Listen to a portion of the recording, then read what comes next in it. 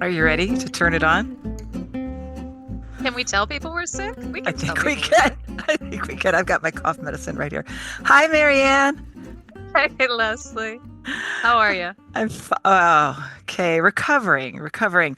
Our formerly beloved grandchild gave us a fantastic bluish Christmas present. So I haven't been out of the house in 5 days. How about you?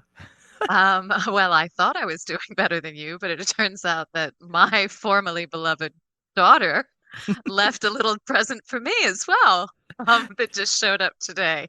She's left town and she left her virus with gifts and bells on. So my question to you is, have you taken a copy of the will and an eraser and started working on that? Everything goes to his three siblings and two cousins, not Clark. Dear sweet Clark, I've never seen such a sick child. He was he and his brother Chip. They were just glomming onto the sofa, and as soon as they left, I ripped off everything that could be washed, including every sofa cushion, and we did this huge laundry.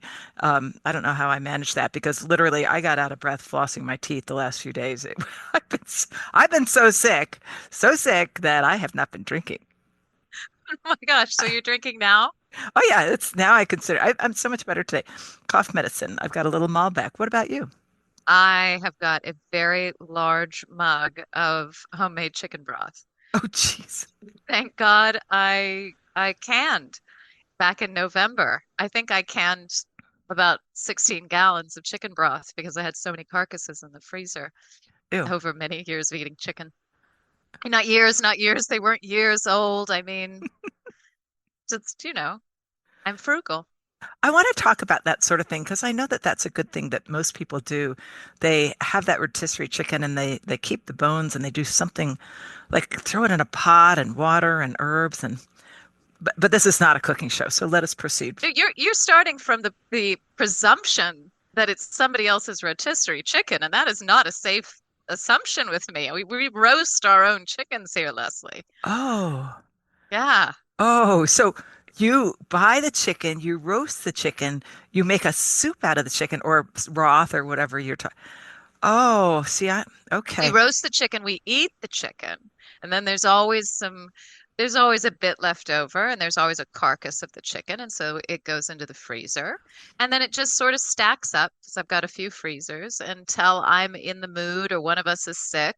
And I make a whole bunch of broth. I plop them into a big old stock pot and throw a couple carrots in there and some celery and parsley and just let it boil all day, onions. And at the end of that, I strain it all out and I've got some beautiful broth. And then I put that in my pressure canner and can it for, I think it's 10 minutes a quart on 10 pounds. And I've got nice homemade broth downstairs. Thank God, because my mother does not live here. So nobody makes broth for Marianne but Marianne.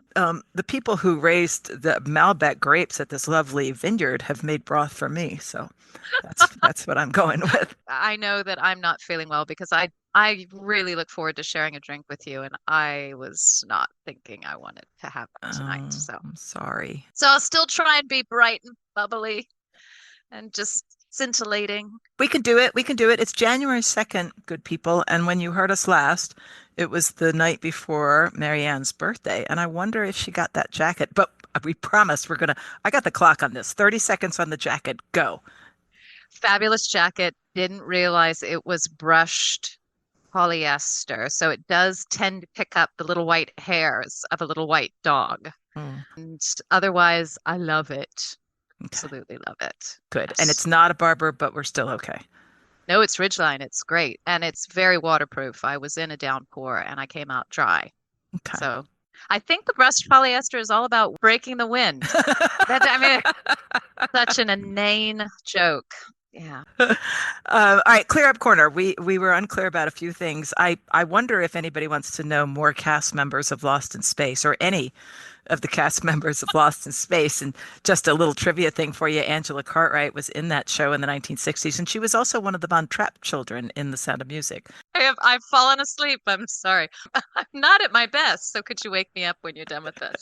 I'm I'm done with that subject. Also, I believe we talked about your trip with Andrea Gasper and horticultural to Portugal. Not the man, that band, but the country. And that's not taking place in 2025 anymore, It correct? is not, but it is taking place in 2026, Okay. March, April, and that is going to be a nice small group. So if you are interested in that, please, please, please let me know. Send me an email, Marianne at mariannewilburn.com or comments at thegardenmixer.com. But the Cornwall trip is on like bong. Like what? That is so getting edited out. I don't even know what you were trying with that. We are doing that trip. I with the response has been incredible. So it also is a small group trip. These are custom itineraries. We're not, grabbing other people's itineraries and running with them. We're going to places we really want to go, hotels we really want to stay at. So it's got to be smaller to make that work. I want to go. That's my other clear up corner. Make no mistake. I am going to Cornwall, and it's going to be sometime within the first 2 weeks of September of 2025. I'm going, and my buddy Mary Bacon is going. I'll put you on the waiting list, okay? Oh, wait, what? What do I have to do? Can you be bribed? Can you be nice to me for an episode and then maybe we'll discuss it at the end of an episode? Yeah, well, we'll see. Probably not this one. I'm not, I just don't have the bandwidth for that. I'm not well enough to be nice to you. Okay. Well, the good news is that people who have gone on the past UK garden adventures get to go on the new UK garden adventures because we're doing these regionally and you've got first dibs. Yay. I'm so excited. All right. Also, last episode we talked about books, and I was sadly unprepared. Could I do three mentions and a slight description on four more books so fast? Okay, you can have 52 seconds on No, that. I need a minute and 52 seconds, but won't take much more than that. I just want to talk about the three books that I got for Christmas, and those are just quick mentions, and I have looked at them all. There's a fabulous garden up in Greenwich, Connecticut, down the street from where I used to live called Sleepy Cat Farm, and this is one of those big, beautiful picture books that just make you want to go there, and I think that you and I should go there. Okay. Okay. I mean, this man, his name is Fred Landman, which I think is apropos, and he has built something the likes of which, well, he's thrown a lot of money at the thing. However, it's all in very good taste too. And Charles Stick from Charlottesville, Virginia, is the principal garden designer. So there's that, Sleepy Cat Farm. I also got a short history of British gardening, which has put me to sleep for two or three different naps so far, which isn't to say that it's a bad book. I have been under the weather, but it's not full of chuckles. Cute little book. That was a fabulous review. Thank you, Leslie. I'll be sure to go out and get that one. Yes, you should. It's by Jenny Uglo, No, no, Uglo. not only did you diss the book, you cannot pronounce the author's name. Uglo, I'm not sending you a copy Uglo. of my newest book for review. But it's a very cute. It's aesthetically pleasing, and it fits well on my bedside table. A little history of British gardening. I honestly, I've been under the weather. I will read a bit more. I will let you know more on that one. Third one I got for Christmas has to wait for a minute. This is one that I'll hold up for you that I loved and really. Oh, it's a fabulous book. And our friend Scott Berline is all over that book, loves it too. It's always been a good one. Oh. Now, nobody knows what we're saying because I'm just looking at your picture. We're It keeping them is. in suspense. The Principles of Gardening by Hugh Johnson, who is a Brit. And let me just say that I think the most fabulous line of the book is the title of the first chapter, which is The Essence is Control. Ooh, I don't know if that's very PC nowadays, I is know it? it's not probably universally popular to think that way, but I don't know. It's just so dog-eared, so worn. I love it. I own the hardcover of that, so that makes me technically better.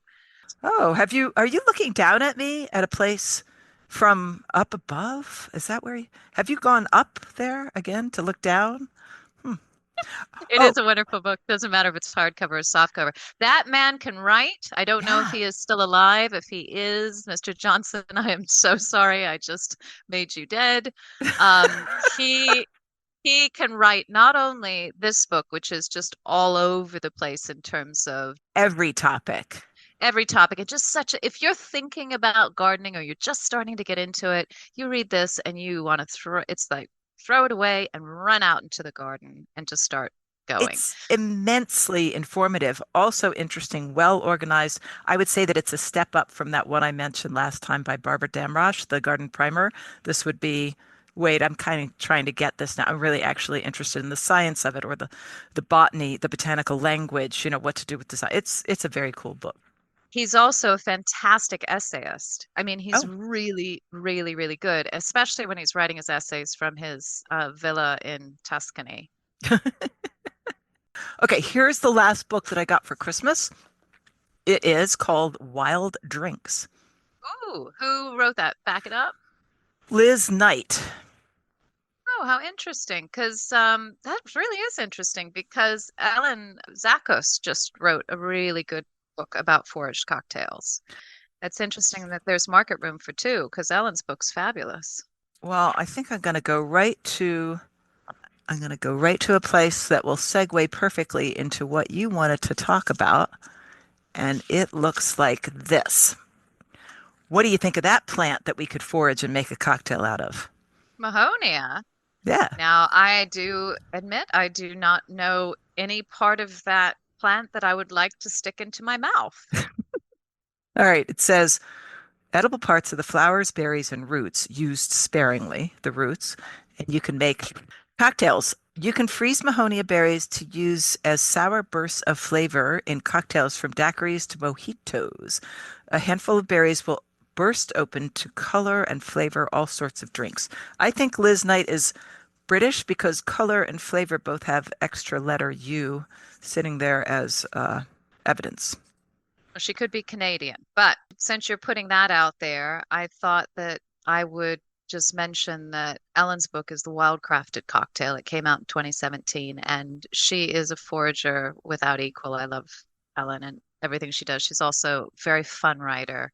And And she used to be a podcaster. yeah, they used to have a podcast. I don't know if they're still on a long break, like Ross and Rachel. Who are Ross and Rachel? I do not know Ross and Rachel. Oh gosh, wow. I thought I was culturally deficient. You know, Friends, the the huge sitcom in the 1990s. I was busy entering adulthood in the 1990s. You clearly were not. Oh wow. Okay, moving on. I think we're done with Clear Up Corner. We are not. I have a few things to say. It's not actually about plants. It's about our listener, Stacy, who talked to us last week, and she said she was from Newfoundland, and I immediately went, and Shirley, oh my gosh. And you probably haven't even looked up Anne of Green Gables. I just have to trust you on that. I do. Okay. But later I was sitting there thinking about it, and I thought, well, it's really is Prince Edward Island where Anne Shirley is. In Newfoundland, it's there are all these different provinces like our states in Canada. And forgive us, Stacey, as we fumble around this because I don't know the area very well at all. Prince Edward Island is an island, but it's below the further province, the most easterly province of New. I don't even know if that's worthwhile saying, but for those Anne Shirley lovers out there, and I know they are out there, you're not one, but Nope. there we go. Mm-mm. Prince Edward Island is not on Newfoundland. It's its own island. Okay. Oh, lastly, you were concerned about our OnlyFans account. I thought we should, I thought we should clear I that one had up. that on my list. I don't know why. Last episode, Marianne. Oh, and by the way, I hope that listeners are loving my interludes of music that I put in post production because I'm so in love with French Bistro, which is our new music. Although Marianne commented, it's like, so you're sticking that music here, there, and everywhere. It sounds like we're ending this show three different times. Well, too bad. I was having fun. Too But bad. at one point, she says, teasing about people buying subscriptions for extra information, and you say that'll be for our OnlyFans account. And I blithely say, oh, yeah, not really knowing what you just said, which is, Yes. And then she comes back to me and says, Marianne, I wonder if we should edit that out because I've just looked up on Wikipedia what OnlyFans is, and my sensibilities are affronted. and this Affronted. is what they said. And I think I laughed on that one for about a week. That was the best joke ever. And I just texted her back and said, no, I know what I was saying. You just didn't. Marianne, Wikipedia tells me that OnlyFans is a naughty, naughty site that We we should should be not careful. be involved with. All right, I think we're done with the clear up corner. Hmm. Let's get back to Mahonia. I'm going to have a drink of cough medicine. Why don't you do that? And while you're doing that, before we even touch a plant, edible or otherwise, I do want to say that we had some lovely reader comments on the Instagram account and by email. And one of them was from the handle Friendly Chestnut, which is a clever little handle. So cute. And she was talking about the downsizing episode, which dropped, which was me discussing with Leslie or interviewing Leslie about downsizing and what that was like. And she brought up a very interesting perspective, which was that she has no plans to downsize. She's just going to allow the garden to get wilder and wilder.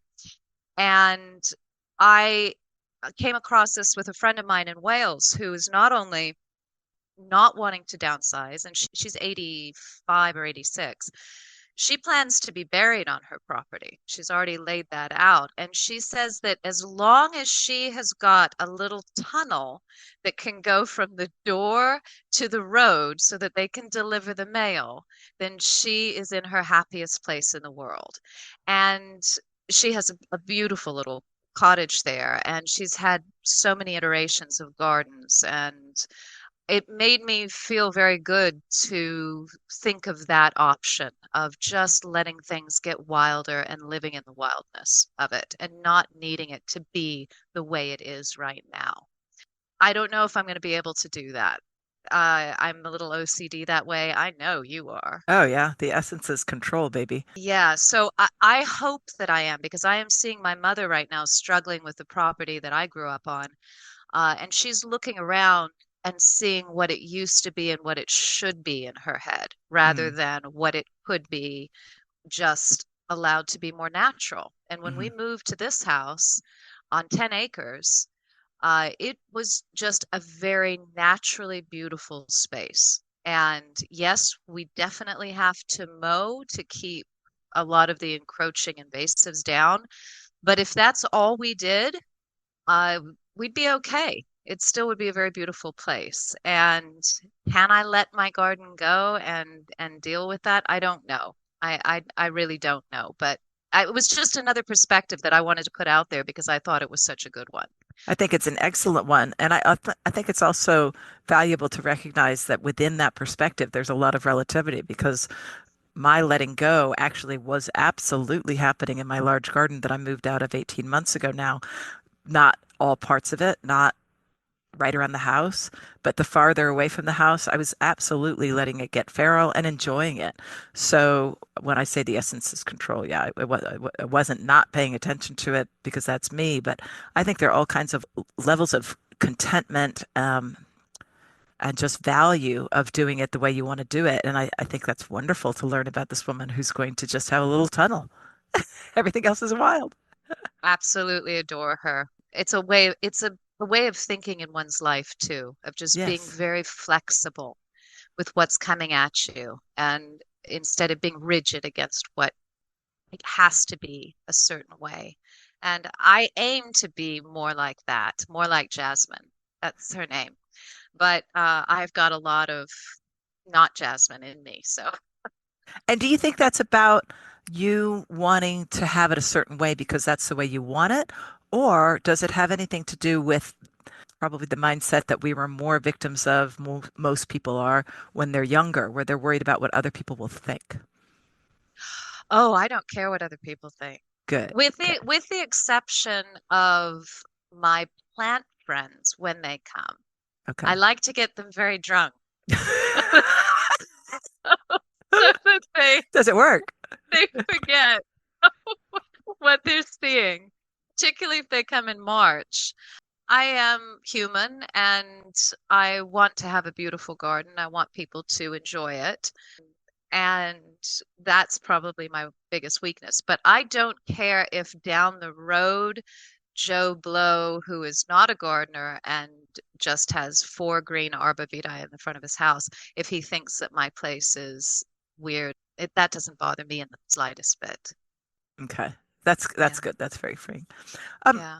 can we Talk about plants. No, well, there's actually one more thing. Speaking of just sort of perspectives, I was dismayed and concerned, but also very entertained by your garden rant post today. Did you read that? Yeah, I did. Mm. Oh, I Tell, knew you were gonna. I was finishing it up and I thought Leslie's gonna think this is a big fat downer. well, you want to illuminate our listeners as to what you wrote about today? Yes, I will. The title of the piece was I was distracted by joy. And Scott Berline and I were speaking on the phone, and both of us realizing in that conversation that with all the silly little distractions in our lives, the yucky ones, the admin ones, and all of the thousands of ones that are on our phones, they just keep us sort of addled. But the real beautiful distractions, the ones that sort of you dive into and you don't even realize it. And in those moments, the stresses in your life are gone. Pain, you forget about your back's hurting or your hips bothering you, like with him, or that you've got to get the bills paid, or all these different things. And that's being fully distracted and in joy, in a joyful place. And I want to aim for more of those type of moments and less of the addled distractions. And I went through a lot of the addling that we have as a culture now, and in great detail. And I'm not joking. I knew damn well when I wrote it that Leslie, you would find it a bit of a downer, but it is what it is. I mean, there are a lot of people furiously addicted to their devices, and we have to use this new media in gardening in every industry to get across our product, our information, this podcast, my Yeah, we writing, want to promote everything, it. right? Right. We want to promote it. That is what we're given because we can't take out an ad in a newspaper, Hmm. obviously. That's pointless. And the newspapers don't exist anyway. And they don't, they're getting rid of their garden columnists. So you have to use it, but it is in so many ways, it is so counter to what we're trying to promote, this quietness, this meditation, observation, thoughtfulness, mindfulness of what we do. And in the background, so much, Instagramming, tweeting, Facebooking, trying to stay connected, all of that. It seems to go against each other in my mind. Listeners, our friend Scott Berline is the fellow that we've had as a guest, one of our first guests here on the Garden Mixer, for two episodes where we talked about bulbs, and he works at the Cincinnati Zoo and Botanical Garden, and he's also a very funny fellow. So he was finding joy and distraction in his grandchild. I found the flu in my grandchild, but whatever. You usually find a lot of joy in your I grandchild. absolutely did over the entire season. I was with them for quite a bit, all six of them. But I didn't think it was a huge downer. I just thought it was like, okay, here we go. I have pledged to Marianne, my podcasting partner, that I will get back on to Instagram, and I have literally set a timer. So I will not run away from Instagram. I will be on it for 20 minutes a day. And today I got to 30 minutes. And and now she's telling me that that's a terrible thing to do, and I'm so sad. No, so that was the other part. That was the B part of what I was thinking Leslie would think. Because actually your experience had a very profound effect on me too, Oh, and the work that I was doing. losing everything from my account, which I ran for 13 years, and it got hacked last summer, and it was all gone. I'm starting up now. I am Leslie Harris. Lulu and Marianne is at Marianne Willburn, and we have a Garden Mixer account at on Instagram, and we're trying to make these happy, fun places that nobody will get glued to, including us, for more than a few minutes a day. So that was my experience. But yeah, so I was kind of bummed that you're like saying don't do that, but I'm gonna try to do that more. Let's set that aside, and I will just say I saw your little reels today. Your little reels. Boy, I'm so derogatory when I say that. Your wonderful, rich reels today. And I thought it actually made me happy that you were doing that and feeling okay about doing it because you always make very funny, lovely things. Thank you. I am still trying to figure out how to walk this line. But all these years later, I am still trying to figure out how to A, actually do the work out there. I've got a lot of work to do out there. Yeah, you do. I'm not I'm a writer who gardens. I am a gardener who writes. And so if I am working on digging up the turmeric, for instance, and getting it sorted and labeled and starting some seeds and doing all those things, I can stop what I'm doing and then do that, put it, make a reel and do all that. And then 2 hours go by and my seeds aren't done and my turmeric's not put away. So it's a tough one. I'm still trying to make it work so Hmm. that I'm also not distracting myself too much, but giving people information, but also not adding to the noise with just silliness, things that people don't need. I don't want to add to that noise. I wonder, we've talked about having a topic or even an entire episode on silly things that you can find online about gardening, which may or may not be true, and just the silliest ones. But then we'd be calling out individual people, so we might not do that. But it could be fun to make a list of some of the more extreme ones that are probably produced by bots anyway. So they can't get their feelings hurt, I think. I don't know. That was another topic of Scott's and my conversation was AI garden writing Yeah. and where that's going and how you're getting a lot of things on Google now. If you say, how do I grow a tomato, you're very likely to have an AI snapshot up at the top, which has been put together of all these different garden writers. And I hope that they've got their information correct, is all I have to say. Yeah. Yeah. It was always going to be more difficult. We shifted from a world where, let's say, a garden writer like Christopher Lloyd would write his column, I think 3 times a week. He had two different columns, and then he'd go back out to the garden.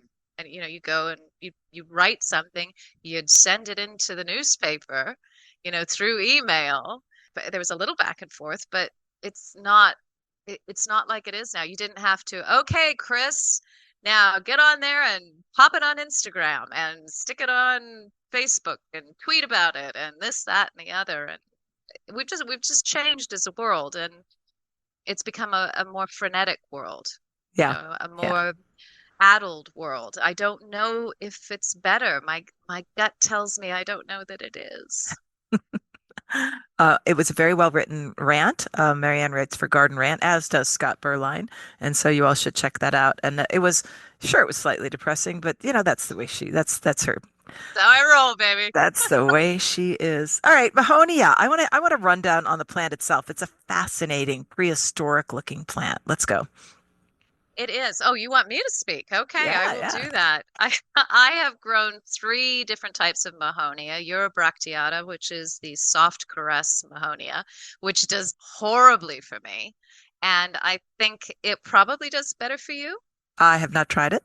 Oh, this is a plant that when you see it, you say, "Oh, I want that right Oh, now." It's a lovely soft, a soft Mahonia. Mahonias are notoriously hard and prickly and not thorny, but like holly. They're like large hollies with all of the prickles, yeah, the spines. Your Bracteata is not like that. Soft caress is the cultivar name for this Southern Living Plant Collection one. But in my climate, and I am 7A, 6B, I lose that to the ground when I plant it. I've tried it 3 different times, and that's enough money to put to it. So it comes back, but I don't need a woody perennial. That yeah. is not my idea of fun. But if you are in a warmer zone than I, you may want to try it. I've heard conflicting things. Some people who are in really good climates for it don't have a lot of success with it once it's in the ground. So if you've had a lot of success with it, please comments at gardenmixer.com. I'd really like to know. Now, the one that a lot of people grow because you can get a seedling easily at plant swaps is Mahonia aquifolium, the Oregon grape. And that has now recently turned into berberis, which is annoying. In a word, And I don't understand they why, must have good but reasons, I these am people. sure on the sort of molecular polynucleotidic level, they know what they're doing. So but I think most people will say it's Mahonia, Oregon grape, and you'll be okay with that. I never liked it. Very, very coarse. I thought of it as an ugly shrub, but it turned out that I was just seeing it grown badly in Oh, gardens. I was seeing it burned because it is an evergreen and it does have a wide range. I think it can grow up to, oh, help me out on this one, Leslie. Is it 5? we're gonna have to clear that up on the clear up corner next time because I'm too lazy to look. But in any case, it can be very badly burned by wind. And Ah, the first time that I saw it where it wasn't burned by wind, it was in the back corner of a garden and it was in full fruit by that point.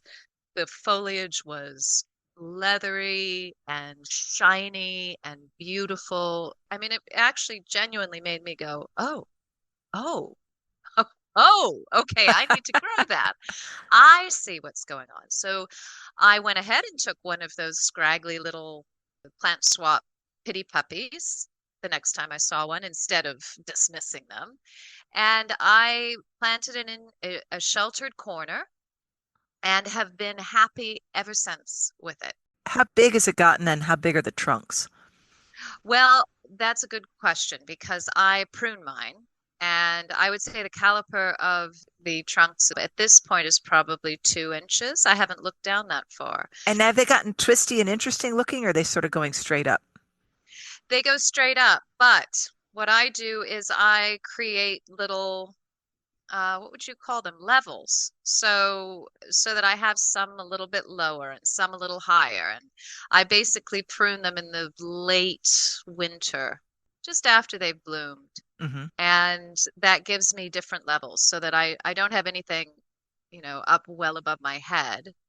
I'm not sure how tall this shrub gets. I know I've seen it at least, I'd say 6 or 7. 7 or 8 feet. Okay, Yeah, you've seen it taller. Yeah. maybe just a bit, maybe 7 feet. Mine is not that tall. Mine is still maybe 6 feet, somewhere in there, and it's still small, but it is in that sheltered place, and so I don't have a lot of burn on it. It's lovely. I didn't even realize that burn was an issue. Maybe that's just because I live south of you, but I have noticed about it, first of all, the yellow flowers that are appearing and very like now in January are just neon yellow and they smell so sweet. You stick your nose right in them and you're like, and what is that bee? There is a bee on a warm day. Didn't you do an Instagram post about it? Your neighbor's honeybees were coming to check it out and they are active at 40 degrees or above, I think you is what you said. I'm just making this up, Wow, so you are actually paying attention. I'm really impressed. yeah. Well, it's not like I had that information on my own. You got to teach me this stuff, girl.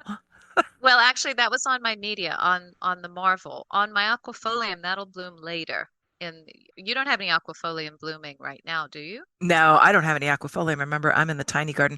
I had a big one on my property that I moved away from, and then I took care of a wild, crazy one that was so sprawling and prehistoric looking, and the trunks were 5 or 6 inches around, and it was Oh my I wouldn't gosh. recommend it getting to that stage. It was grown in the perfect place. You walked around the corner, nothing else was there. It wasn't visible from the house, and you're like, "Oh God, that's a dinosaur." It looked prehistoric. And the owner liked it fine, and we liked it fine.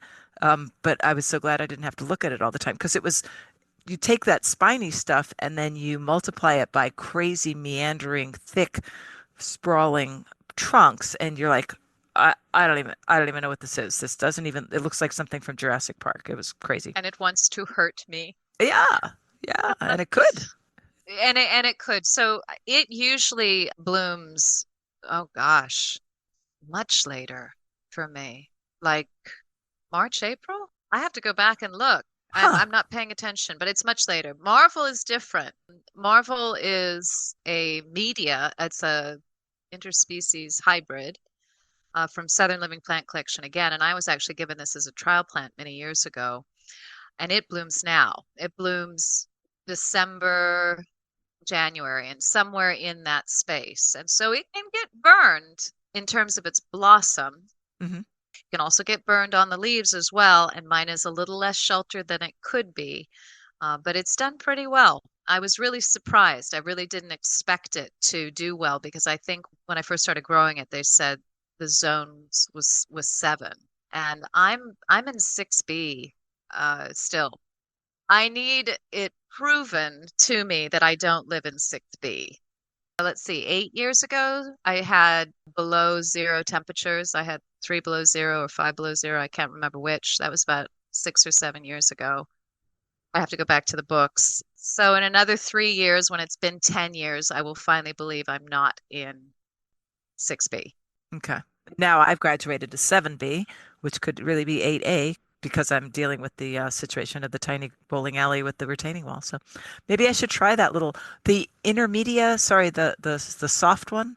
Is that smaller than the big guy? Yes. Yeah, very much smaller. Okay. Hmm. I might want to give that. It's Eurobracteata, I think is that species, and I think it's still well within Mahonia. So these are fabulous shrubs to have in the winter garden, because even if you don't have it blooming yet, you have it budding, and that's very, very beautiful. So just keep it in check so you don't end up with this massive What I sprawling, have. Yeah. because they will get very leggy, Yeah.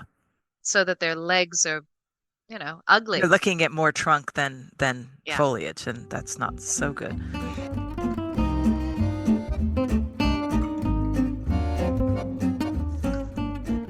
Okay, so I'd like, because of what I was doing in the garden today, and yes, I was out there, and yes, thank you for the hand warmers. Oh, really? Now tell me. I will tell you they were, now, wasn't sure what to do with them. They look like little pods, they're just little, and you just stick them into your pockets. Oh, you didn't stick them in your actual gloves. No, I wouldn't have been able to move my hands. They're huge. Oh, I thought you could shove them into your like palm.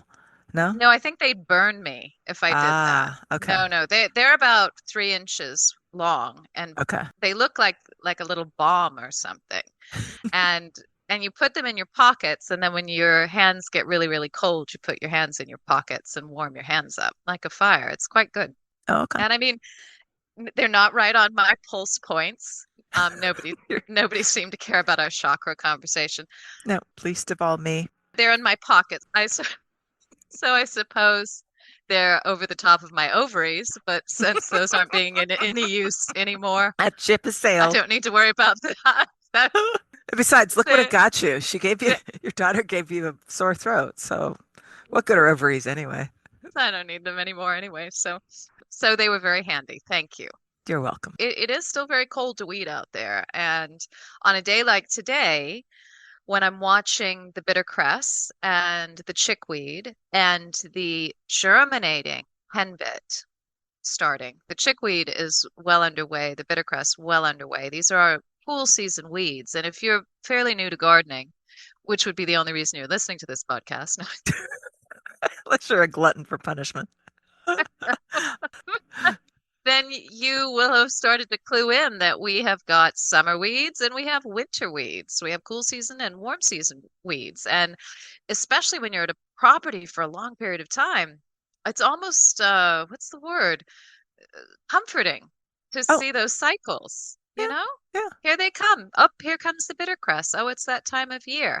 Well, for me, the bittercress and the chickweed's big pain in the arse, but it goes to feed my chickens. And it's one of the best motivations for getting out there and weeding is to give these girls some fresh greens in the winter time. And I was doing that today and taking care of an area where the snowdrops are starting to come up.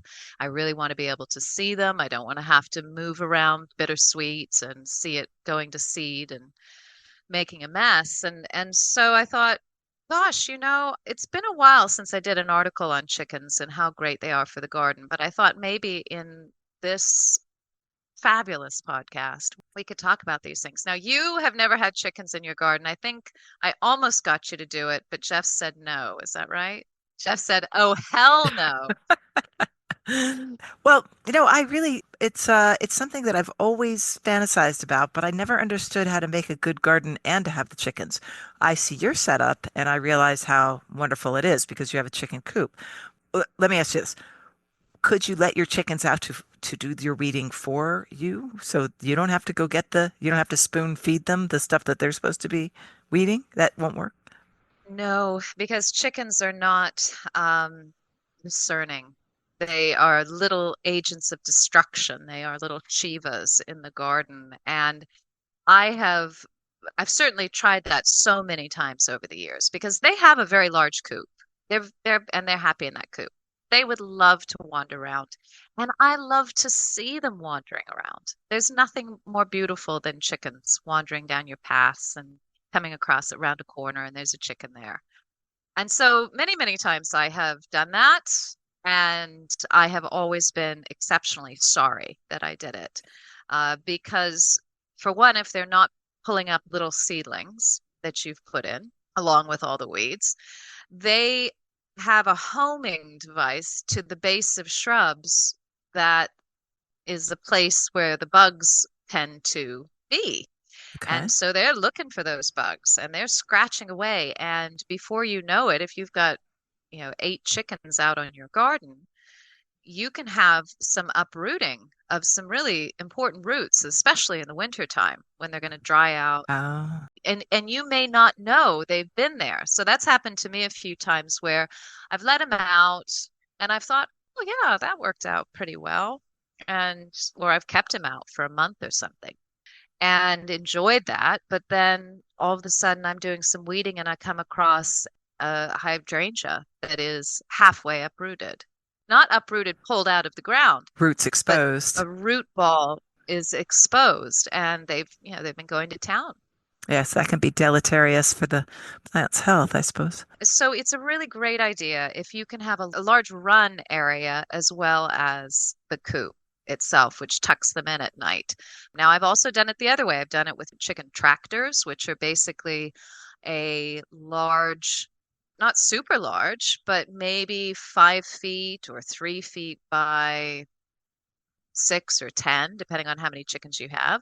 And you just move that around your garden to new places on grass where they can have new forage every single day or every couple days. And that works really well too. One year we had the chicken tractor and we had some new chicks that had been hatched. And we came down in the middle of the night, 3 a.m., woken by an unholy scream. And it was one of the mothers trying to protect chicks in the tractor because a skunk had burrowed underneath the tractor and was eating the chick. Oh, that's And then we stood there in our underwear. It was the summer. Michael with gun in hand saying, "Okay, now what do we do? It's a skunk. And what are we gonna do?" he has the Like, ultimate weapon. He can exactly. shoot back in a really effective way. And while we were sitting there thinking about it, it decided to leave the chick and go back under and run away very fast. But it was cool to see the mother trying to protect the other chicks. That was sort of, oh wow, amazing. Anyway, I'm digressing horribly. But I have a question about the chicken tractor thing. So basically, the chicken tractor thing makes it so that the chickens arrive at one part of the yard, destroy it, and then you move it to another part of the yard where they can destroy that part of your yard. And so you systematically, in a wonderful organized pattern, destroy all of your yard. Is that how it is? I'm not saying that this would work for your hoity-toity Charlottesville HOA garden. However, you don't let them destroy it. You Oh, just put them on fresh grass every day and think how quickly the grass grows in our climate. It's very, very quick. So you're just allowing them to eat fresh grass and dig around for bugs. They're not going to destroy it if you're moving it every day. If you left them on it for more than 2 or 3 days, oh yes, all the grass would be gone. You'd have a nice rectangle sitting there on your lawn, and Jeff would be very, very angry with you. But I have done that, and I did that in my last house. I had illegal chickens in my last house. I fought the law in that house. The law won. I think there's a song. There is something like that. I don't think it was about chickens. I have done it many, many different ways. I've had them for probably about 20 years, but I consider them so integral to this the life cycle of a garden that I don't know what I'd do without them. I have been without them for about 7 months and really deeply missed them, not just because I'm getting these beautiful fresh eggs, which is fabulous at Christmas time, let me tell you. When you're baking, everybody wants your eggs. the most popular person on the street. Uh, but but because I'm giving them all of our waste. No, but this is great because who loves to take garbage out and all of a sudden all your yucky wet garbage, some people put it in the compost pile. I'm doing that. You're just giving it to the chicken, so it's even easier. It's so easy to deal with, and it's feeding something. It's really cool That's right. It's not in the garbage can. It's feeding them. The only thing I do not give the chickens is chicken. because it turns your stomach or theirs. Oh, it does not turn their stomach. Oh, No, that's the terrible thing. That's what turns my stomach is that it doesn't turn their stomach. so we can't do it. I have butchered chickens and we have put the entrails and things, out in the back, and the roaming chickens have gone to find those entrails. Yeah, Oh, yeah. that's not a feel good thing. Just think velociraptor with Oh, feathers, and then yeah. you're doing well. But this is not selling chickens, I realize, No, it's not. I have my scraps. I can give them all of those scraps. I don't have that wet garbage. And I B, the know, eggs. I have a question about the eggs. yes. Love eggs. Really disappointed that you didn't give me any eggs when I went to visit you. I finally went to visit you and I walked out of there with no eggs. Does that mean I'll be coming back? We'll see. But you have fresh eggs every day. And do you just constantly give them away? Do you eat all of them? How do you keep up? It sounds too good to be true. I do a little bit of everything. In the winter, when we have less eggs, I tend to save them all in a downstairs fridge because eggs can last forever. The eggs you're eating are probably right now about 5 weeks old from the grocery store. You just don't know it. And I sell some of my eggs. Oh, I give them away to friends. I trade them for what services? Can we inquire? Services for rendered? vegetables. Oh, So I often will trade them with my neighbors for vegetables that they're growing and I'm not. It's just fabulous all the way around. it sounds We it. used to have a lot more hens and I sold a lot more eggs, but we brought it down now to 8. And I don't want to go less than that because even though we don't need as many eggs as we're getting, it's just I want to keep that flock. I don't want to have 3 or 4 hens. I'd like to have a little sizable flock there. I think it's just better for them. How long do they live, more or less? Oh, yes, they can live a long time. Not when you have foxes, but they can live a long time. I've got a friend who's got a 16-year-old hen. She Ooh, doesn't lay anymore. okay. I tend to be very, what's the word? Practical? Yes, that's a good word Thank you. about things like that. So if I have very old chickens, that are getting past their prime for laying, then they become, It's time for broth. it is time for broth. Yeah. We've just alienated 4 of our 8 listeners with that. But, this is a fact of life for those of you who are not vegetarian. If you're getting your chicken from a store, it comes from somewhere. Those were actual chickens. And it's nice if you can do that naturally yourself. And so we do as much as we can that way. But I haven't all I've talked about is how great it is for my house and my baking and my eggs in the morning, but I haven't talked about how great it is for the garden. Okay, I'm ready. I can also give them all of my weeds. I can give them all of my extras. I just cleaned up the chard bed a couple days ago and took out all the old leaves and they ate that all up. That it immediately goes to them. And so it keeps my compost pile down a little bit. I don't have to have such a huge compost pile. And then they scratch that all up in their pen, in their run. They scratch it up with soil. They scratch it up with a straw that I'll throw down here and there. They scratch it up with little bits of food that have come in there and the scraps from the house. And they create this rich, beautiful soil that I then dig up when I need soil for something. And it's just fabulous. It's like having fertilized soil all ready to go because they put their poop in there as well, but it's been scratched up and composted down and it's just a perfect circle. They're just a wonderful thing. Is that the only way that you use their poop, or is there separate? Oh, no, they've pooped here, and I will take that like poop and put it in my compost pile or on plants, but I guess you would have to let it, that would be too hot. Like, Yeah, chicken manure can be very, very hot. Very, very hot, but very, very nutritious from what I've read. So is it always all scratched up and into the soil, or is there a separate, and here's the chicken manure and I'm doing something else with that? Do you mean do they go and poop in a corner for me? Do I have them trained? I mean, yeah, is there a Jiffy John that they can access? No, maybe not. No, and I never see their poop in the run, like Oh, actual okay. poop, because they're constantly And scratching out in pooping, the run. pooping, pooping, probably. Yeah, okay. So I never see whole poop out in the run. I see whole poop in their coop, where they're perched at night. Oh, so what do you do with that? That goes, I gotta throw that out into the run. So twice a Ah, year, sometimes 3 times a year, I pull out all the straw, all of the stuff from their laying boxes, and any extra, just I clean that out. It all goes into the run, and then they scratch that all up into more beautiful soil. it sounds So like a perfect system, and it I is. want it, but I'm really glad I don't have it. I just like to listen to it. And next time I come to visit you, I not only want some eggs, but I want a little bucket of soil. Can I please sign up for that? You can know your truth. You're good at that. You know your truth. I respect that actually. I really do. Because for me, if I'm not doing something that I think is really cool, I feel like a loser. Oh no, no. I feel like I'm good. I'm good. And in fact, I wrote a Yeah, blog post on that back in the day, and it was basically it was like I'm chicken. I'm chicken. I can't have chickens. I can't handle it. But I right. really am attracted by the idea, so I'm so glad to talk about them.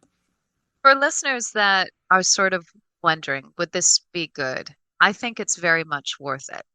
It's it just makes sense in a garden to have them.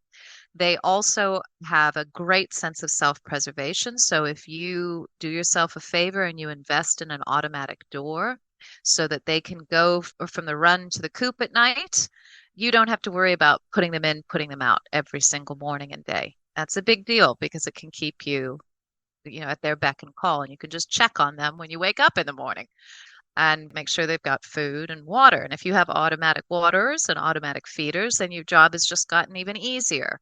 And do you have that? I do, yeah. Okay. What about going out of town? Can you leave for the weekend and say, "See ya, I'll be back"? You know, technically we could. I would feel comfortable doing that. We could come back to a massacre if something got into the run and for some reason the chicken's door did not close, the electricity went out or something. I don't have it set up solar. But I'd feel pretty comfortable with that. But we can never leave because we have so many other animals. So it's a moot point, really. We just work in tandem. When I'm gone, Michael's here. When Michael's gone, I'm here. Perfect marriage. And it so we go on like that. Both of us thinking, how many animals do we have? And that's without big animals. So it's the chickens are the least of our worries. What other Truly, animals do you have? well, dogs Oh, and oh, well, cats, yes, and yes. ducks as well. And the ducks don't have a sense of self-preservation. They think they can make it outside with no problem, and the sun going down is their best time of night. They want to hang out on the river. Do they come when called? Do they have little leashes? This is a conversation about ducks that no longer exist because as of 2 months ago, we lost our last duck to Oh, raccoons. oh. For that very reason. So they're tough. They're wonderful. I love them, but they are tough because they don't have that sense of self-preservation like chickens do. Are you But considering more ducks? I absolutely am, but not this spring, I think, because this spring, I hate to even say this You're getting a because you're gonna, puppy. I know yeah, what we're you're getting a doing. puppy. Yeah, we're Yeah, getting a Mungo puppy. is getting older and it's time to spice up the end of his life, right? Yeah, Mungo is a wonderful little hunter, and he has kept this valley free of groundhogs and rabbits since we moved in 10 years ago. But he is now quite blind and pretty deaf, and the rabbits are starting to get the better of him. So it's time to bring another little hunter in. So we have gone back to the same breeder who breeds for temperament in Jack Russells because they can be little shits. Oh, sorry. I shouldn't say that. Did you say that? More editing for me. Okay. It's the best. It's the best description of their personalities if you get a bad one. And he is not a bad one. He's a wonderful one. And so this little boy is coming into our lives in 2 weeks' time, and his name will be Badger. Oh, how apropos. So let's hope he doesn't spend all of his life down a hole in our barn. Oh my gosh, I cannot wait to meet him. You should make him an instant social media star, despite what you Oh, wrote about on GardenRant today. I know, I know that thin line, right? For those of you, those listeners who are in this area, Northern Virginia area, Mhm. or Maryland, he is one of a litter of five, Oh, and he has three brothers and one sister.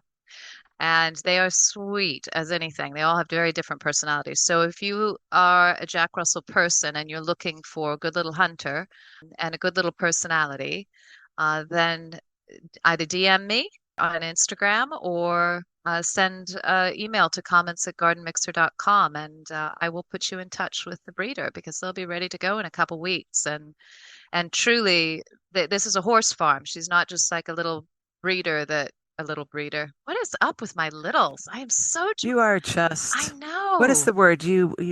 Demoralizing? No, no. Condescending. Yeah, It's that's condescending. condescension and just, Yeah, yeah. yeah, there's just so many levels. Mm. But yeah, so did we get it across to people that chickens are great for the garden?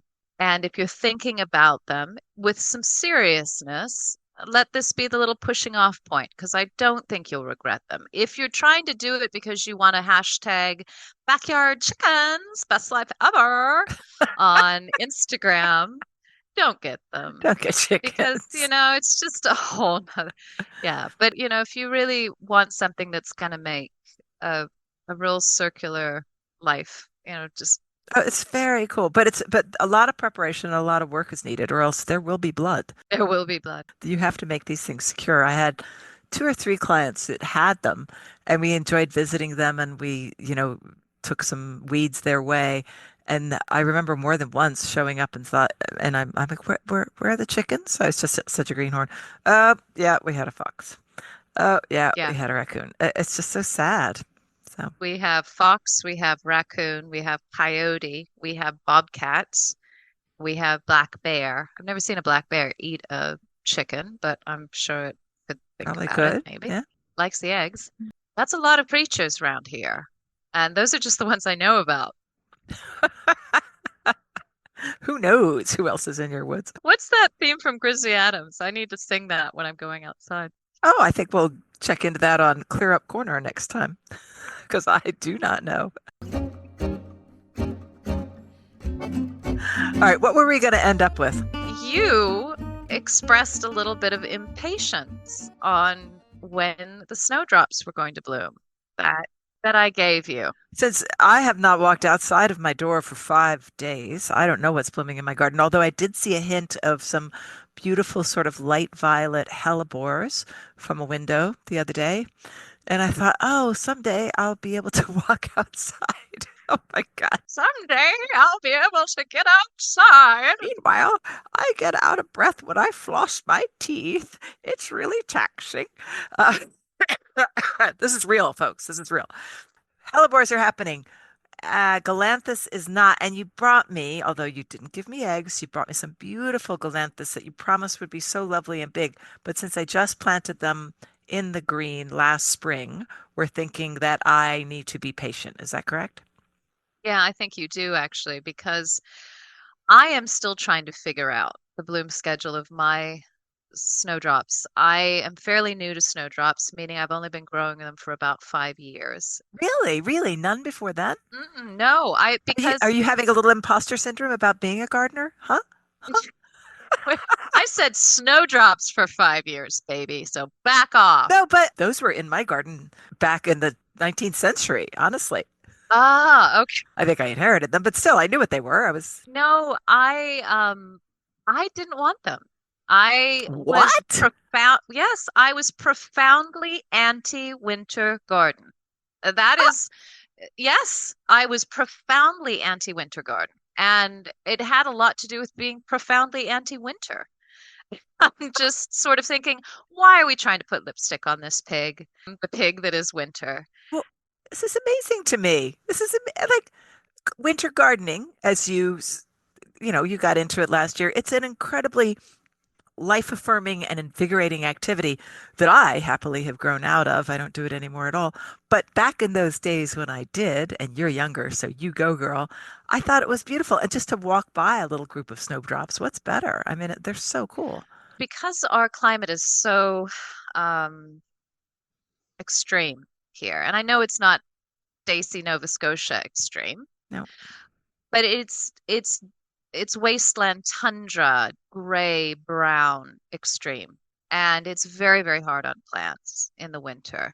And that's what most people, if you have a little yard, this was well before I had this big place, you sort of look at it and think, well, what's the point of having just a few little daffodils coming up early? What's the point of having that little bit of snowdrop coming up? Because it's pretty, yes, but it's the contrast between how miserable it is outside right now and that snowdrop is just so huge. Now, I say I've been growing them for the last 5 years, but by those I mean the huge amount that I have now. I had about 20 or so that I put in at the top of my driveway pretty soon after we moved in here about 10 years ago. That was Okay. my first thing with them. But I didn't want to pay huge, huge, huge amounts of money for snowdrops. But you don't have to. I mean, they're more expensive than some of the little tiny Yeah. ephemerals. They are more expensive than those. But once you have them, you have them. So did you take that little group Yeah. at the top of the driveway and multiply and arrange them and, propagate? I did. I think it was probably about 6 years ago or so. I'm fuzzy on the math here that I went down to see Nancy Goodwin's garden at Montrose down in North Carolina. And which is just a snowdrop paradise. And I was so impressed with what she had done down there. And she had started from a very small amount of snowdrops that she had bought from a southern states, Oh, literally from a bag of 20. nice. And she just constantly divided and redivided and redivided and redivided. And she is known for her snowdrops there. And so I started to come into my head, maybe I could do these a little bit more. And at the same time, I was starting to put in more hellebores and I was starting to experiment with some of the smaller daffodils. And I was reading more about winter gardening and putting in more structure in my garden. And then a friend of mine was saving a property or plants from a property that was going under the developer's knife. And this place was just chocker with snowdrops. And so, And you didn't call me. You didn't call me. no, well, you did get some in the end. Yes, I did, I suppose. So, gratefulness, Leslie, gratefulness. Oh, I'll see if I can put that on my list of things to do this year. Gratefulness. Give that a go. So, I had almost 2,000 from that. Oof. It's probably been more like 3,000 now, put in all over the property. And so the first year they went in fairly late, and so they came up. Half of them bloomed, half of them were blind, and they bloomed quite late. Planted in the green the year before, correct? In Yes. April, May, something. They were planted somewhere in, I would say, end of Oh, March. okay. Yeah, beginning of April. And so the next year some of them were quite late. And I identified them as Elwesii, Galanthus elwesii, which is the giant snowdrop, very large petals and very large, sort of glaucous, wide leaves. And that's what you've got. Although Oh, I'm so excited. I think that a lot of the ones I have are Elwesii variety Elwesii. Can you spell Owesii? I'm hearing O-W or A-W? No, E-L, E Elwesii. L Wesii. S. Elwesii. Got it. Thank you. Yeah.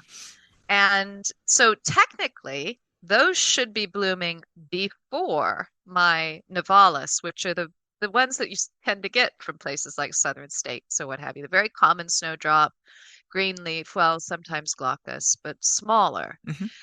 So that first year, like I was talking about with you and Scott, you put a bulb in and it comes up at a certain time and you think, oh, that's when this blooms. Well, no, it's has a lot to, it's got to settle. It's got to get into its groove. And so these last few years, I've just sort of been watching them, and they have settled, but some of them still are on a different schedule. So for the most part, I have my Aloesiae blooming now, and they've been blooming for the last 2 weeks, Oh, so maybe for maybe more. next winter, I will be cutting Elwesii and bring them in. Listeners, very awkward to get on your knees and smell how good Galanthus actually do smell, but they smell good, but they're tiny and they're so low.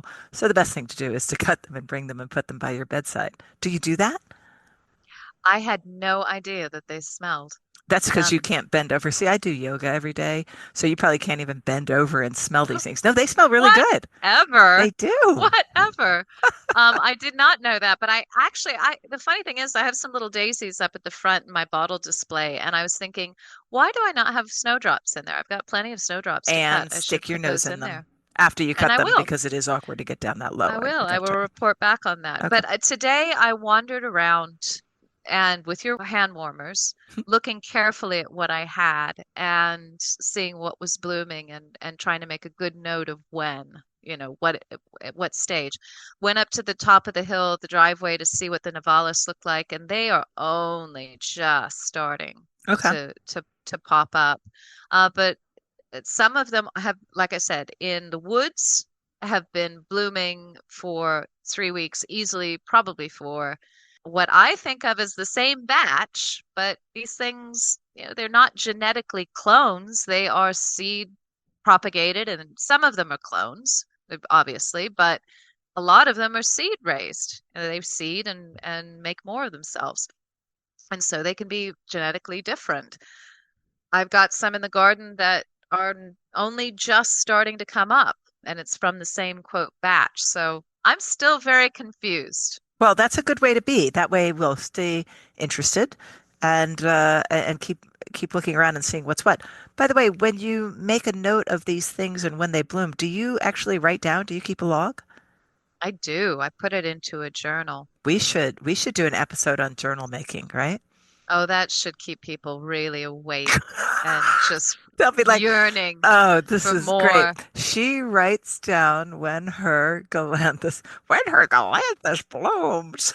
Hey, Leslie, did you put that Galanthus in your journal this week? Well, I wrote it down. My handwriting's just a little shaky. Where'd you put it? On page 40? Mine's on page 42. I don't think we should do that. I think Okay. that should not be an episode unless we can figure out a way to make it sexy. Okay. Naked journaling, maybe. We could talk about that. And then even then we shouldn't do it because naked journaling Oh by the no. two of us is No. not No somewhere we one need to wants to go go there. anymore. So here's how listeners can feel good about the last mm, 45 seconds of this episode. We're going to save you from the ideas that Leslie just floated. These things will not happen. It will not. Don't you feel lucky? Are you so lucky? I do want to put listeners onto a couple things about snowdrops because we're getting into that season, folks, and it is a very interesting, fun season. The Galanthus Gala, if you are in Pennsylvania, Northern Virginia, Maryland, is happening at, let's see, February 28th. March 1st, I think, this year in Downingtown, Pennsylvania. This is David Culp's extravaganza and it is it's a place to buy incredible snowdrops to mix and mingle with people. There's a limited amount of tickets available to do this. I went last year. It was wonderful. Keep your ear to the ground on Facebook. I hate to say that, but I think that they have it only on Facebook. Oh, yuck. Just look up Galanthus Gala. I know. He really needs to get a website for this thing. Yeah. But in any case, if you are in the area, that's a great thing to go to. Are you going to go this year? I am going to try to go, yes, but here's the thing.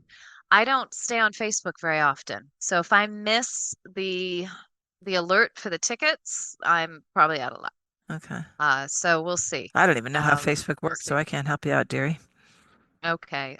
Last year that was the way that they were alerting everybody, and it has been in years gone by. But maybe he's gotten a website. I need to check. But I do know the dates are the 28th of February and the 1st of March. And there's, It's a 2 night gala.